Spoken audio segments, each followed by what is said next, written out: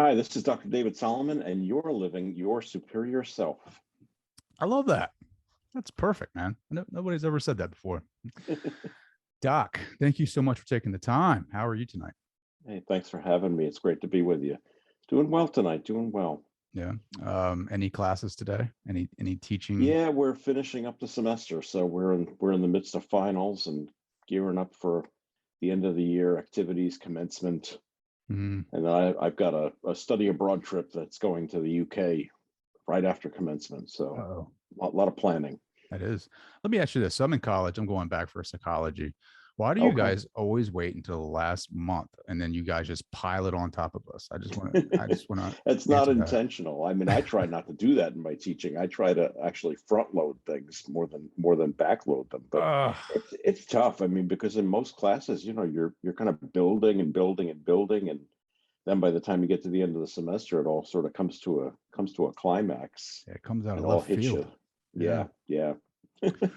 So let's dive into your story a little bit here. Like, how did you Sure. get to where you're at? I mean, it's very interesting. I love this. I love the dynamics of this. So why don't you go ahead and tell us about it? Absolutely. Sure. So I grew up in the Bronx, New York.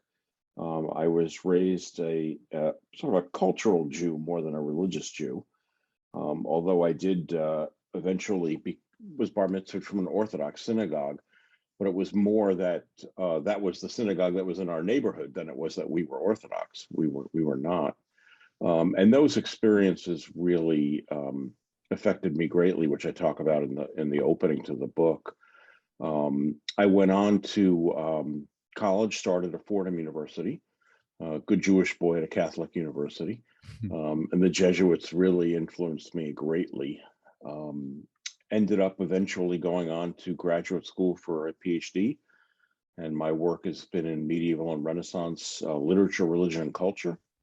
I was a professor of English for about 25 years, various colleges, and then came down to Christopher Newport University in Newport News, Virginia, 5 years ago to open up their Office of Undergraduate Research and Creative Activity.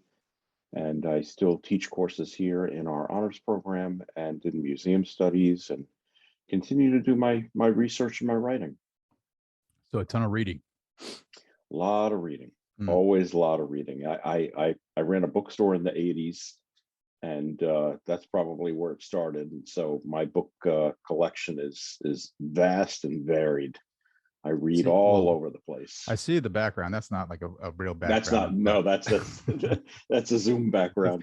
for those who Um, can't see, there's just a mountain of books behind them. yeah, no, that's a Zoom background. But my It's actual probably library is your not that library. different. Yeah, It's not that different. Yeah, yeah. It's I really relish books and sure. reading and just receiving new knowledge and getting new insights Mhm. from a wide variety. So, people come and they look at my book collection and they'll say, wow, I mean, one shelf has got things on science and another shelf has got things on, Greek philosophy. So, Sure. um, I love, and this, I don't know why. I love the smell of books. Like when I'm reading it, like I have to yes, smell it. Like I don't know what yeah, that is, but it's like yeah, I hold it. I have to hold it. I don't like getting like PDFs of books. Like when people no, pitch, neither do I. when authors pitch their books to me to review Yeah, or talk on the show. I'm like, I need to hold something because I need to write in the margins. I need to yeah, take notes. I need to smell it. I need to smell that yep, yep. knowledge. Well, I mean, reading is a sensual experience. It Hmm. always has been. I mean, even going back to, and we can talk about, various forms of meditation and prayer that involve books. I can remember watching the men in the synagogue when I was a kid, and when they prayed, they daven, we call it in Yiddish, and it's a rocking back and forth. It's a physical experience. Hmm. And so there is something that's very sensual about reading a book, I think, that you don't get from reading on a Kindle or an iPad. Yeah, I don't know. It's like maybe deeper moments of flow. Maybe I don't know. I think so, and there's also something spatial about it, though, as you say. I mean, writing notes in the margins, and oftentimes, I won't remember where something was in a book in particular, but I know that I made a note, and I'll know that it was in the lower right quadrant of the page. And so I can flip through looking for that. You can't do Mhm. that with an electronic file. What's your most prized book? Oh boy, that's a tough one. It's a great question though. I have a copy of Milton's Paradise Lost, which I bought in a Barnes and Noble annex in New York City, probably in 1982 or three. Hmm. I think it cost me $5. It was stamped as is, and it was a numbered edition. It's very nice. It's one of a set. I'll never find the rest of them, but I don't care. It was one of those things that I when I found it, I just thought that I found the Holy Grail, and I've kept it ever since. Mm, that's awesome. Well, we were talking earlier in how we both didn't really like reading until a certain point in our lives. Yours was college. What was the book that kind of lit that fire? Yeah, I mean, it was really. I mean, I started college. I wanted to go to law school originally. I was a political science major. That's all I ever wanted to do through high school. And I got to college at Fordham University and took a bunch of general education courses and took my introduction to political science courses and was bored out of my mind. And the summer after freshman year, I interned at a law firm and I hated it. And so I came back the fall of sophomore year and basically woke up and said, well, now what the hell am I going to do? Because that was all I had ever thought of. And just by luck, I was registered for a general education course that we all had to take. It was called Chaucer, Shakespeare, Milton. We read a good bit of the Canterbury Tales. We read 4 Shakespeare plays, and we read Milton's Paradise Lost. And I had never been exposed to any of that before. I mean, I'd read some Shakespeare in high school, but I didn't get it. And I was really intrigued by all those texts, but it was when we got to Paradise Lost, which is a 17th century epic poem that retells the fall of man, that just, I don't know what happened, but the light bulb went on and I went, oh my God, this is just absolutely incredible. And I mean, I combed through the footnotes in the edition. I actually carried around with me a little portable dictionary, which I still have to this day, in my backpack, because I would look up words that I didn't know, because Milton used so many words that he actually invented. And so I would look up words and as you say, gloss in the margins and write things down. I still have that edition that I used when I took that course. And after I did that, I realized that I didn't really know what I wanted to do. And so I basically took time off from college. I wouldn't say that I dropped out. I always intended on going back, but I took time off and I had the bookstore then in the 1980s and read just everything I could get my hands on. It was just crazy. And having the bookstore was just the most incredible thing, because To literally own a bookstore. well, things would come in boxes and I would open the boxes and look at the books and go, well, this looks interesting. And so I was just reading just completely willy-nilly. There was no rhyme or reason to it. But as I like to tell my students, eventually you kind of get to a point where the people that you're reading kind of refer to each other, and you kind of know okay, I'm in the zone here. I'm in the right place. And that's eventually what happened. And so when I went back to college, I decided it was really sort of lunacy that I'll be an English major. There was no rhyme or reason as to why. I'm the only person in my family to have gone to college, and never mind on to graduate school. I had no idea what I would do with an English degree, and ended up as a Ph.D. and it's been my life's work so far. So yeah, that's so interesting. What I've never read Paradise Lost, right? yeah. Can you dive into that a little bit? Like, Sure. what was it about it that just? It's very difficult poem. Probably one of the greatest poems in the English language. It is an epic poem. And what Milton set out to do, as he says in the opening lines, is he wanted to justify the ways of God to man. He wanted to try to explain why God does what he does to man.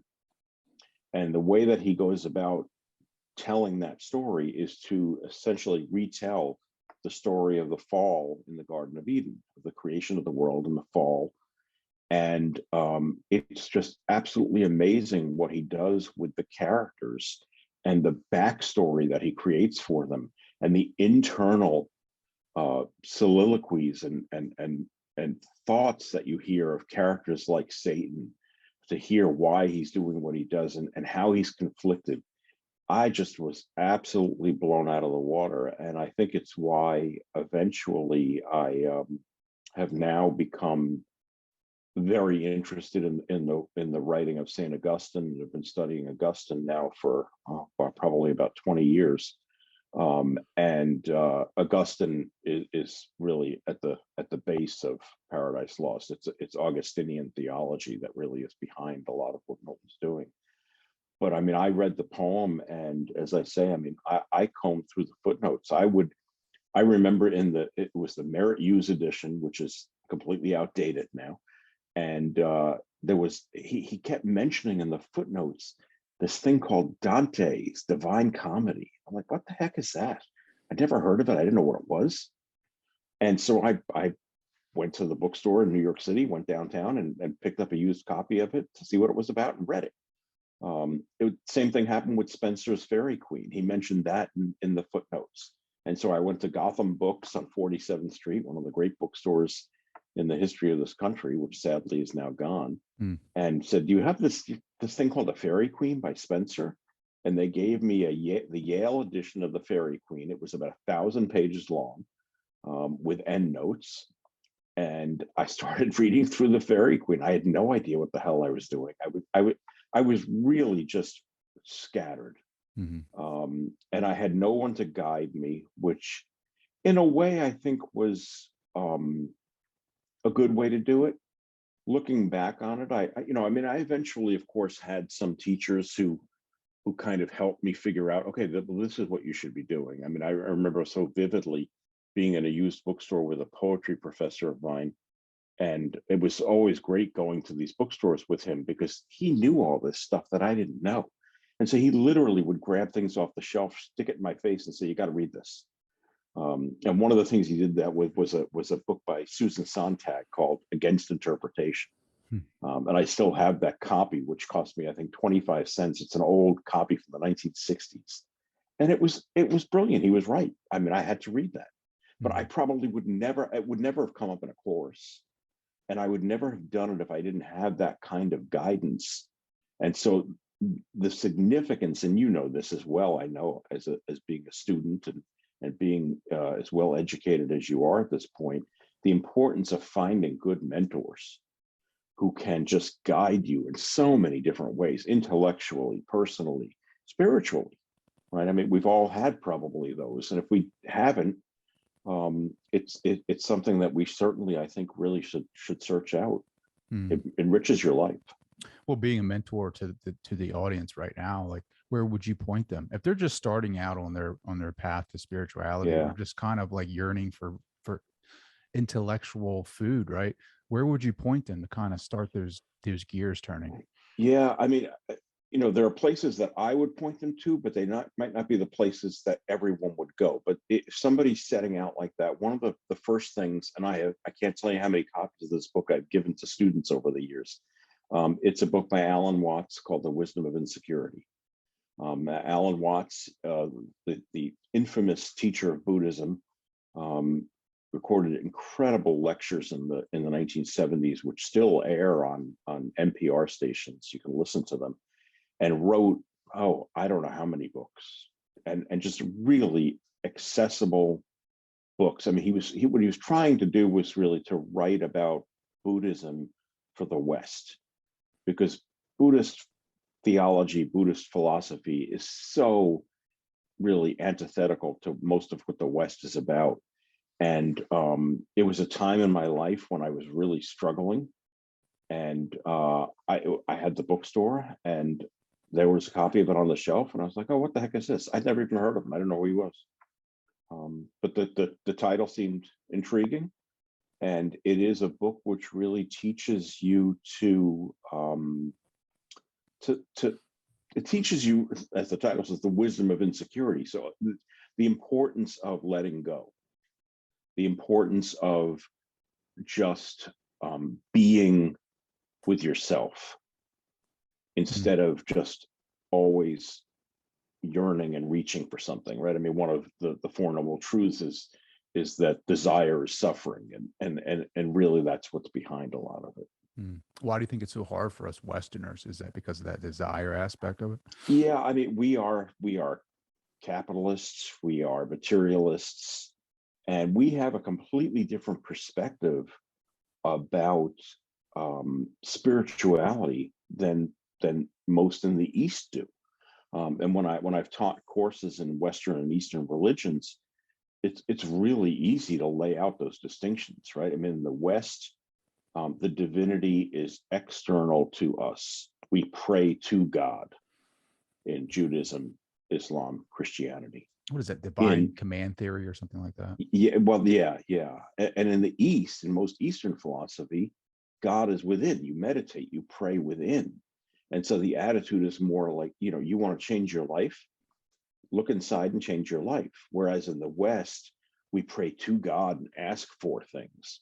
So it's a very different perspective. And I think that it's very difficult for those of us who have been raised in the West to understand what that kind of thinking is like. And I don't pretend to. I mean, I jokingly call myself a Judist because I was raised Jewish and I've become more Buddhist as I've grown older. But I don't even begin to claim that I understand 1/10 of what Buddhism is all about. It just I continue to read, and you can read things that are more on that kind of entry level, which are more accessible, like Alan Watts' work, and then you can get into the really deep teachings of some of the great Buddhist teachers, which are just very difficult to read because you read them and they don't make rational sense. And in Mm-hmm. the West, we are rational. Mm-hmm. We're rational thinkers. We want explanations. We want reasons why. And a lot of what the East teaches is that there may not be a reason why. It's not rational. Mm-hmm. Some of it is to just go with intuition, to go with what your spirit tells you to do. Yeah. I I really enjoy. Well, I just started picking up Thich Nhat Hanh's Yes, material, and just passed away. Yeah. yeah, and I hate to say it, like that's probably like he just recently came into my awareness. Maybe it was Mm, because of his passing, yeah. but I Great just writer. oh, Yeah.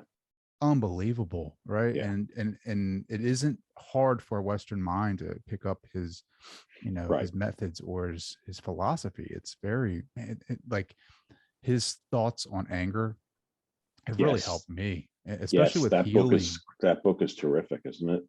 His book on anger. generational healing. Like, Yeah.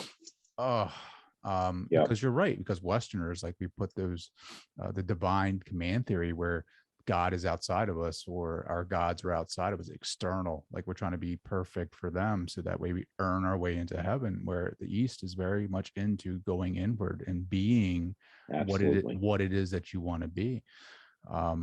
It's interesting because you teach a course on heaven, right? Oh, heaven and I teach a hell. course on heaven and hell. Yeah, I teach a seminar on heaven and hell, and we kind of go through and trace the development of the ideas of heaven and hell, going back to pre-Judeo-Christian thought, and then following it through historically and bringing it right up to the contemporary, to the modern world. And it's interesting. It's interesting for me as a professor to teach that course, but the most interesting thing to me is the students' reaction to it, because a lot of students come into that class and some other classes that I teach as well and think, oh well, I know all this stuff already. And then we really start to look at it, and they start to say, wait a minute, I didn't know that. One of my favorite things when I used to teach philosophy, when I started out my career as a professor, and I used to teach an intro to philosophy course, which was a very popular course on campus, but it was also very, very difficult. And I would always have a student come in about the third, fourth week of the semester, come to my office and say, "Oh, this class has really given me a run." And I'm like, "Well, what's up?" And they'd say, well, it's nothing like I thought it was going to be. And I said, well, what did you think it was going to be? They said, oh, philosophy. They thought it was going to be, burning incense and my office would be filled with tapestries.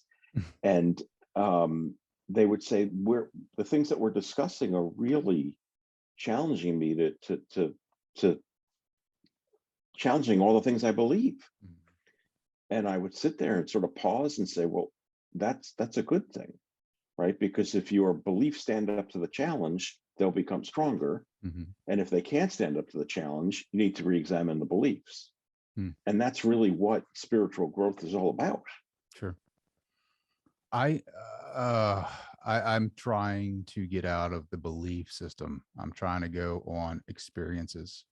What is my experience really? Right? Because I grew up in Christianity, and a lot of that is fear-based. It's you got to be perfect. There are, don't sin, right? And if you do sin, repent. And if you don't accept Jesus as your savior, you're going to hell.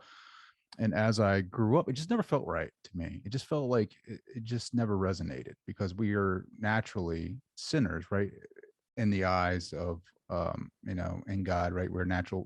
Adam and Eve, for example, right? Like we were born of that. With what is it? The Catechism talks about original sin. Yes. That everyone's born with, regardless, right? Like this beautiful, precious baby is a sinner, essentially, until it's baptized or whatever the process is.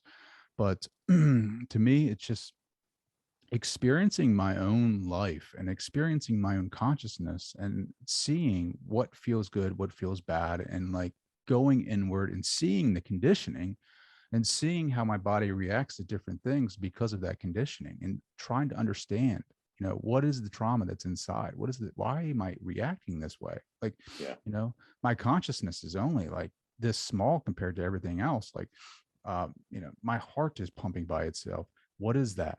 Is it the unconscious part of myself, the self that, Jung talks about? Like right. But although your consciousness is just that little bit, as you say, and that was where I was going to go with that, Jung would say it's part of the collective unconscious, which is much bigger than any of us, right? It's more eternal, and it will live on after us. And what we are doing is just sort of taking a little piece of that for our physical existence. And so that Jungian journey, which is so important, I think, and which I write quite a bit about, the process of individuation, which is what Jung calls it, it's just it is really, I think, at heart what makes us human beings. If you aren't engaged in that journey, what are you doing? Yeah, well, you're not doing any. I mean, what you're doing is you're trying to be something that you're not naturally. You're going against everything. And for me, and I don't know if this is true for you or not, but for me, it just never felt real. It felt like it was synthetic. It just felt like I wasn't living to my full potential. And then when I accept that different type of thinking, like becoming more aware about spirituality and what it is, it's experiencing of one's being, of myself, of my consciousness, that opened it up to allowing me to feel more inside of my body, to feel more into who I am, my thoughts, my thought patterns, why I do certain things. Ultimately, we all are just a collection of experiences and thoughts and what people have said. Even that voice in my head, I call it the ego, the personality, but how much of that is just what I've been told over my life, right? Like the recordings. I think spirituality is very personal, whereas organized religion is very impersonal. And for a lot of people, I think they really struggle with that. It is I think there is a way for folks to be able to blend the two, but I think for a lot of people of particular generations, particular thinking, that's a real struggle. And so they break away from the organized religion and really just go into the personal spirituality and think about, well, what is that? In many ways, we see this starting on a cultural level in the 1980s when what we used to call New Age religion became a big thing, right? We had sections for New Age in the bookstore. that had all these books on New Age religion. And New Age religion to me was basically just a smorgasbord, right? It was, I like this idea in Christianity, and I like this from Buddhism, and you're sort of just making a personal spirituality. And for some folks, I don't think they can do that because they need organized religion for the discipline part. That journey that we're talking about taking, that personal spiritual journey, is not easy. It is not an easy journey to take. And I think for some folks that they steer away from it because it can be very, very difficult, it can be incredibly painful. I mean, Jung has us confronting the shadow self at one point, right? You've got to confront the negatives that are a part of who you are.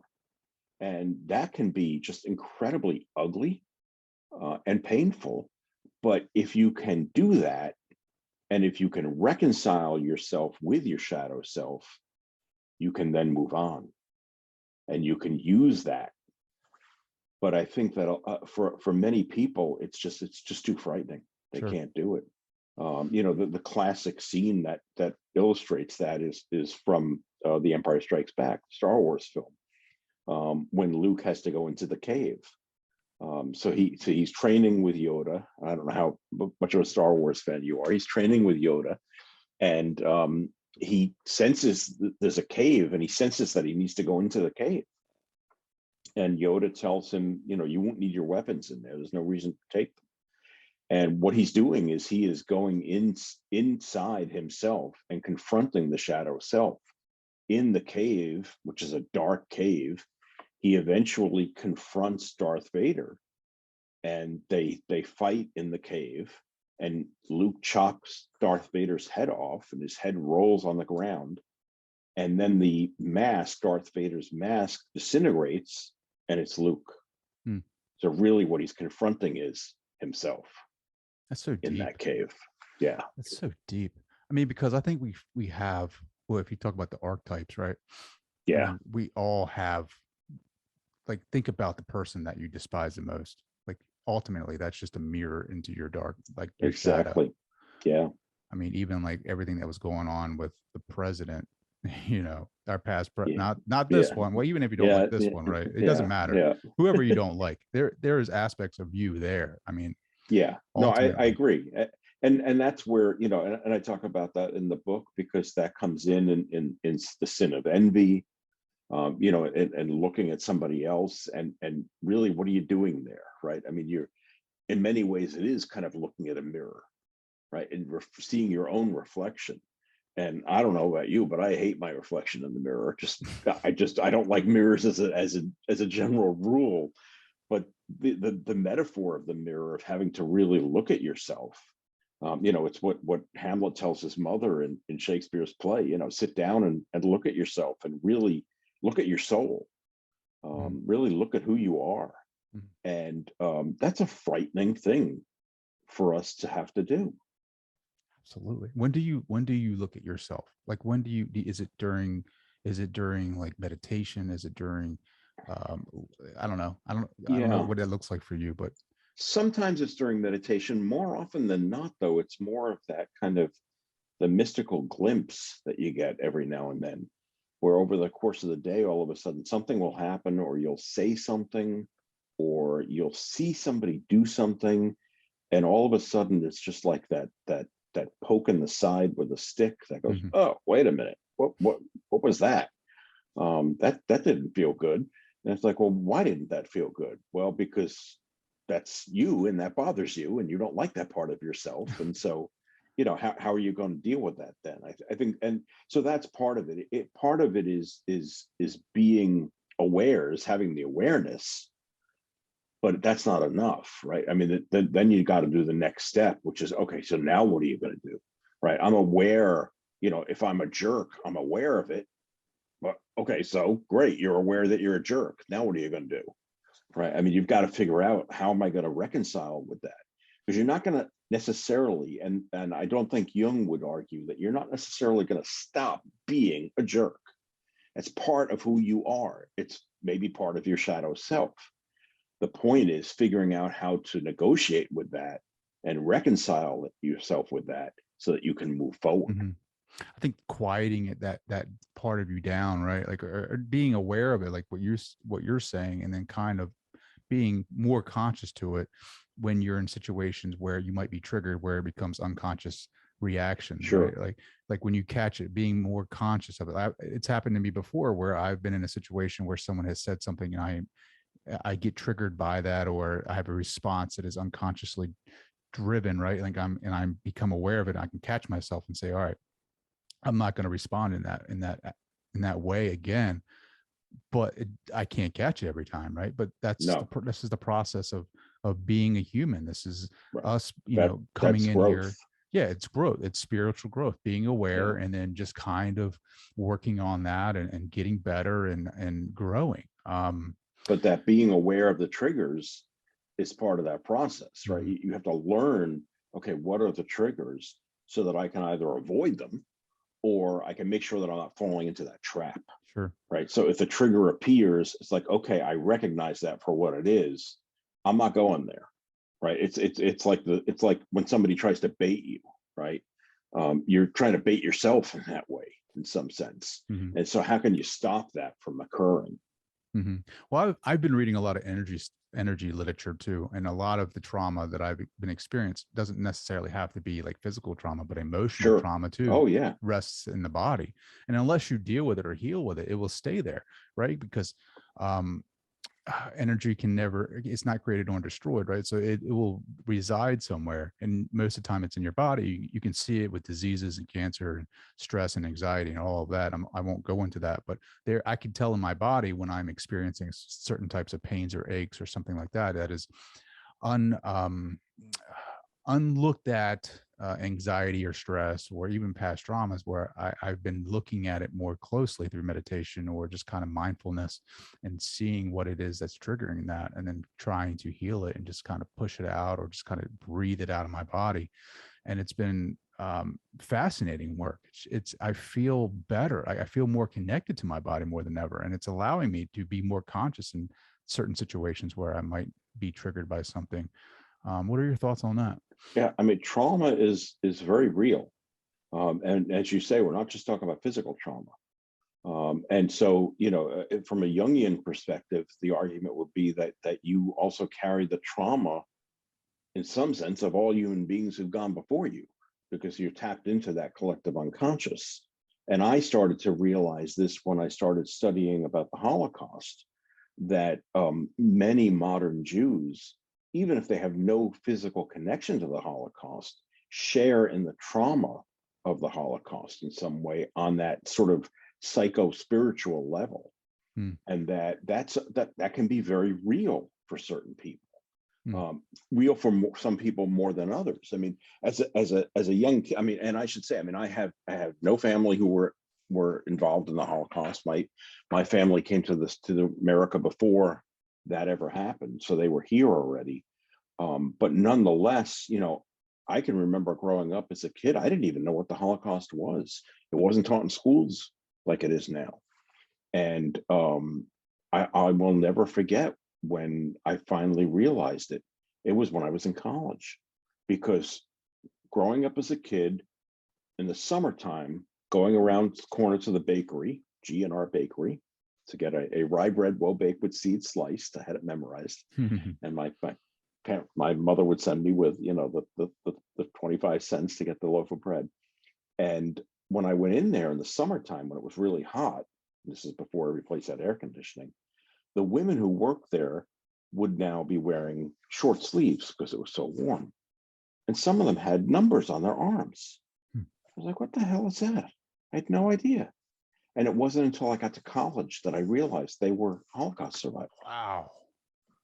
because it wasn't talked about. That was a trauma which just people carried with them, but really didn't want to discuss. And if you read something like Art Spiegelman's Mouse, right, which is about his own parents, and his father doesn't want to talk about it.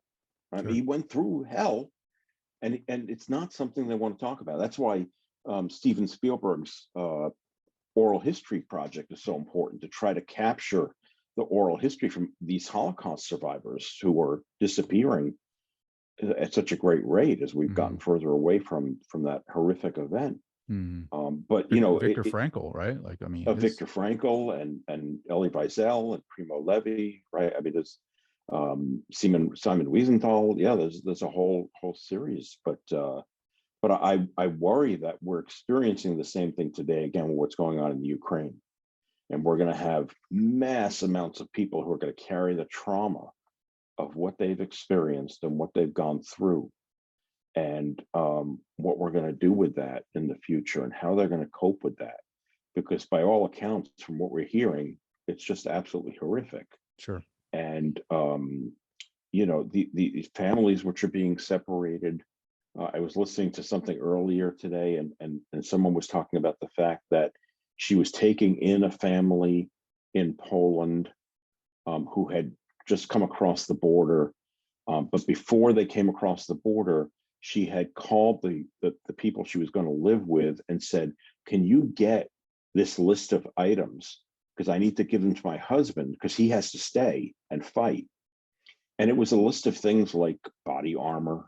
It was a surreal list. Mm-hmm. You know, and the reaction was, you know, where the heck is she going to get that? I mean, can't go to Amazon and order those things. But the reality is those families are being split apart because the men, I originally thought the men weren't leaving because they were staying to fight. And that's actually wrong. They're not allowed to leave. Mm-hmm. They have to stay. So these families are being split apart and the mothers are leaving with their children. And I mean, the trauma that's going to be endured by these people. Oh my God. Yeah. It's horrible. Yeah. Well, like epigenetics, right? Like, Yeah. I mean, we all have the trauma from our parents, from their parents, and it's all in our genetics. I mean, Right. it's all there, and it's just waiting for that right environment to be activated, and then it comes out. So it's like anything that we can do to kind of heal that, right, on a conscious level within ourselves. Like when Thich Nhat Hanh talks about us healing ourselves, we're healing them too. So like, Yeah. I might not be able to help the healing process of victims in Ukraine, but I can help heal my ancestral healing by taking the time and just really taking in the moment, breathing that in and healing that. And then when I heal that, ultimately we heal ourselves with that, collective unconscious. I mean, it's some deep stuff and people don't really grasp it, but that's the journey, right? Like that's the spiritual path. It is something that is always unfolding. And it's like, you don't know where you're at until you activate something deep inside of your spirit and your soul. And something resonates with you. And it's like, oh, that aha moment, right? Like just reading Thich Nhat Hanh's stuff has really reactivated another aha moment for me, because it takes, I mean, you talk about suffering. I mean, he was exiled for 40 years from Vietnam, where his home, right? And he came to America, the place that they were fighting in the Vietnam, and was talking about peace. And can you imagine being exiled from your home country for 40 years, never being allowed to come back, and like trying to save refugees, and just his mission, right? And he was a advocate for no violence. I mean, his story is remarkable. Yeah, and his approach to it, which is basically what we now sort of colloquially refer to as mindfulness. Really, that's his whole approach to dealing with all of this, to be more mindful, whether that's being mindful of trauma, or mindful of overeating, or mindful of addiction. It's that mindfulness which for him was going to be the solution. And it's really a genius work. Mm-hmm. Well, we haven't even talked about your book, Seven Deadly Sins. Like what inspired this book? I know the sins I'm familiar with in Christianity, but I just always thought it was like, the church trying to keep us, in control of the mass almost. Yeah, I mean, they're actually older than the church. So I mean, the delineation of them as the seven deadly sins is a church invention, but the sins, of course, are older than that, and the idea of them. I mean, the book came about really partially from my effort to try to reconcile my own growth as a kid, and what I went through as a kid, growing up Jewish, and being very devout really as a child. I mean, when I was in elementary school, my teachers thought I was going to be a rabbi. And a colleague several years ago said, well, you are. Rabbi means teacher, and that's what I do. But it's really interesting to be able to go back and think about the various stories and the people that I met, and how that then resulted in me setting on the path that I did, professionally and also personally. And so some of this was an attempt to kind of just sort all that out. And so the book is not, it isn't a boring academic tome. And so you're not going to hopefully be put to sleep by it. It actually has quite a bit in it that is personal, and it tries then to relate each of the sins, not only to understand them historically, but then to understand how they still are applicable and appropriate to talk about in today's world. Not necessarily in the guise of, well, the church tells you don't do these things because you're going to go to hell, but more in the guise of, well, what does it mean to be greedy today? What does that mean? And it's really, I separate it from religion. It's really talking about these more as, and I think at one point I call them secular sins, right? That we really have transcended thinking about them in the religious context. We don't really think about them in the context of religion much anymore. We don't think about things like envy as being a religious issue. And so I think that was part of the motivation. Which would the 7 deadly sins do you see in your shadow? Pride. Yeah. I think pride, which is the first one. And pride, for even in the Middle Ages, pride was at the root of everything, because pride is the sin that's committed by Adam and Eve in the garden, because they want to be like God, and that is pride, wanting to be bigger, better than you are. And in medieval manuscripts, there's something that shows up in manuscripts called the Tree of Vices, and it's sort of all of the sins that can be committed, and pride is always the one that's at the trunk. It's the one that starts it all.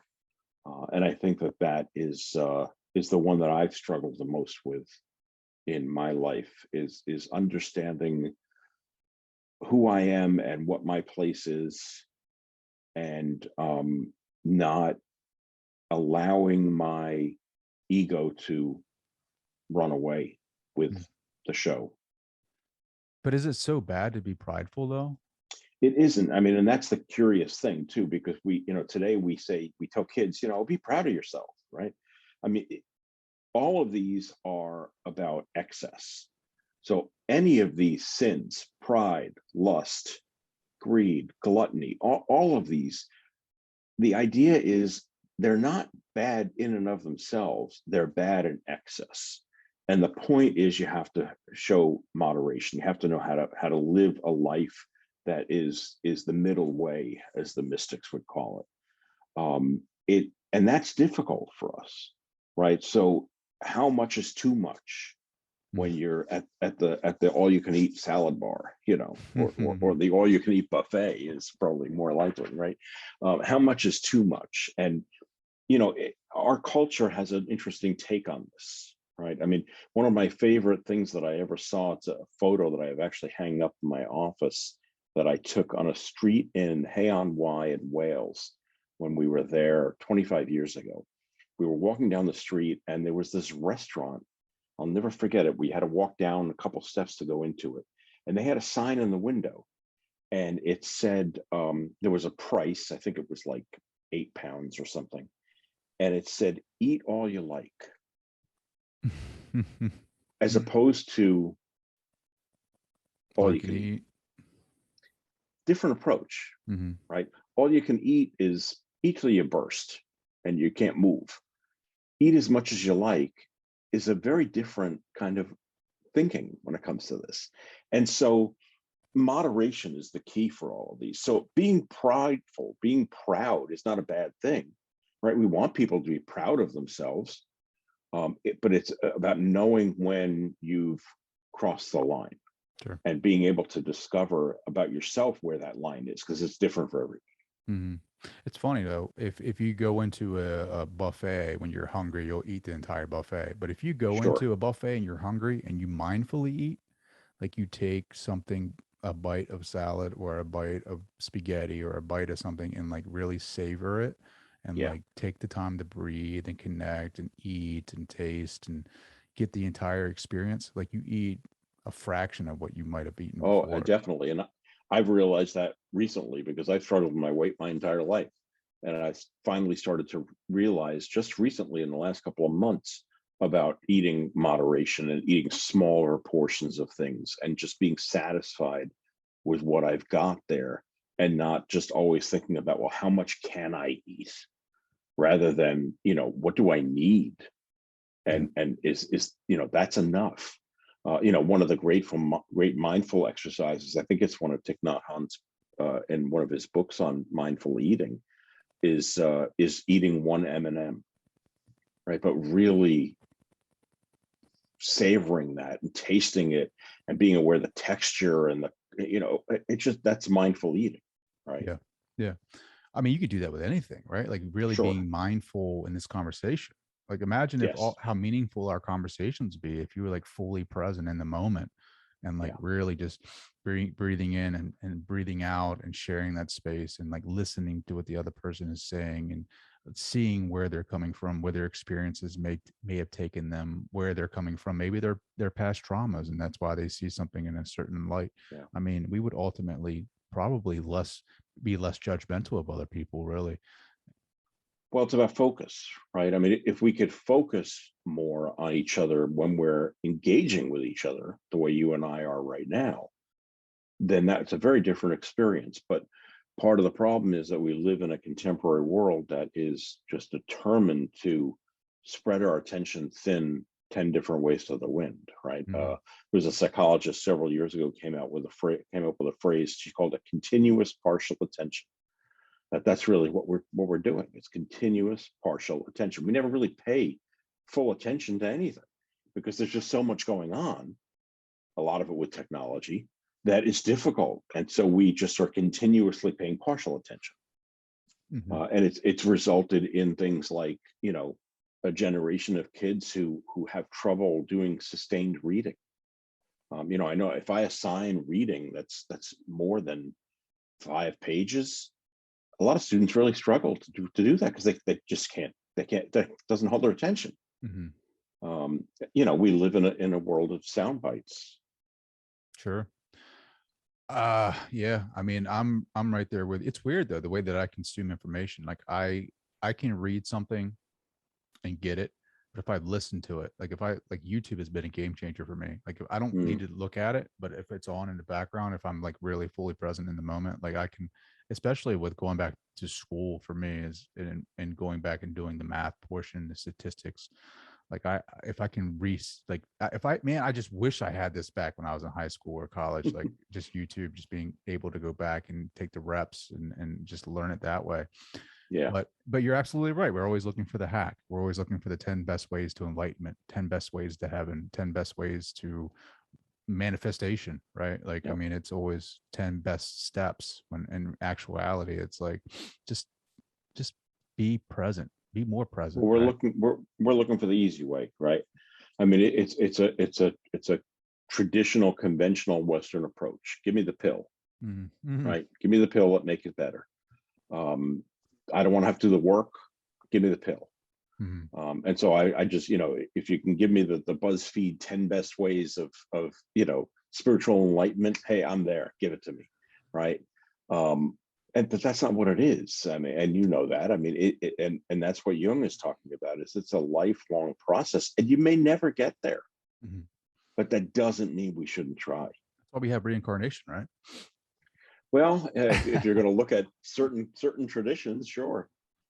The idea and the idea that our spiritual existence is just eternal and is going to be here eternally, and is never really going to go away. I mean, the mind body problem is one that is it's itself really intriguing. Sure. I could talk to you all night. I just feel like I just don't not many nights do I have the opportunity to tap the mind of such a decorated doctorate in English and philosophy. So especially when you teach a class in heaven, come on now. But how can people get a hold of you? How can they reach out? How can they find your book? So my website is davidasolomon.com, and Solomon's Salomon. Unfortunately, I don't have the wisdom of the King Solomon, so I have the A instead of all O's. What was that story about cutting what is it? Cutting the children in half? Cutting the baby in half. Yeah. The two women arguing over whose child it is, and Solomon says, "Well, we'll solve this. We'll cut the baby in half." And that's when the mother actually comes forward and says, "No, wait," and that proves that she's the real mother, right? She says, "Let her have him," and she's like, "Oh, so you must be the real mother." And the wisdom of Solomon. Unfortunately, I don't have it, but so it's davidasolomon.com. And my website there has links to my blog and all my publications and my podcast appearances, including this terrific one. And folks can contact me through there. And if you purchase the book and you'd like it signed, just contact me, and I'm happy to do that. Awesome. Before we go, last question. What's your favorite bookstore? Ooh, today or all time? Today, right now. Like today right is, now. Ooh, today is hard. I would say right now in the US, it's got to be the Strand, downtown in New York. I mean, that's still, I mean, there's so few left of bookstores just in general. So the Strand probably in the US. In the UK, if you get the chance to go to Hay-on-Wye, it is the town of books. It's a town of bookstores. It's an incredible place, and that's just an amazing place. But it's I'm cheered by the fact that bookstores seem to be trying to make a comeback, but it's going to be very difficult. I love the ones that are just like very off the beaten path, like just out of nowhere, just go in there and see what's in there, the little hole in the wall. You walk in, you can automatically smell like the history in that place.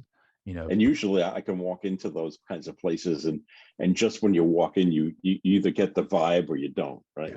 It's like, okay, this is for me. Or this is not the right place. I went to a new age. I went to a new age one, right? And it's my first time in a new age one. I didn't burn when I walked in there either. So I walked in the door and I was like, man, like I walked, they had all the cool crystals and incense and all that. I walked back to one of the corners and I'm like reading some of the titles. I'm like, man, this is awesome. Then I went to the other side of the house and I was like, I need to get out of here. This side, not so much. This side's really cool. Dr. Salomon, this has been awesome. Thank you for taking the time.